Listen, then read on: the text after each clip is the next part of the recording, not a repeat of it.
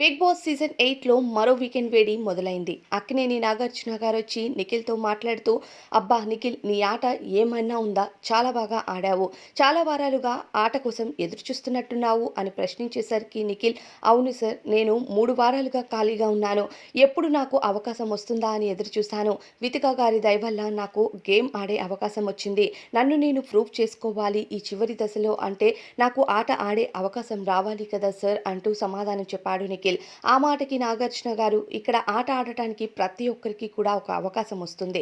ఆ అవకాశం కోసం ఎంత కూల్‌గా, కామ్‌గా ఎదురు చూస్తారు అన్నది చాలా ఇంపార్టెంట్ అంటూ నాగార్జున గారు చెప్పారు. ఆ మాటకి నిఖిల్, అందుకే సార్ 3 వారాల పాటు ఎటువంటి ఆట కూడా ఆడటానికి నాకు ఛాన్స్ రాలేదు. కానీ చాలా ఓపికగా ఎదురు చూశాను. నాకంటూ అవకాశం ఖచ్చితంగా వస్తుంది అని. అలానే వితిక గారు హౌస్‌లోకి వచ్చి నాకంటూ ఒక అవకాశం ఇచ్చారు. నేను వితిక గారికి థాంక్స్ చెప్పాలి అనుకుంటున్నాను అంటూ నిఖిల్ తెలియచేస్తాడు. అలానే బిగ్ బాస్ హౌస్‌లో ఆట మాత్రమే ఆడితే సరిపోదు.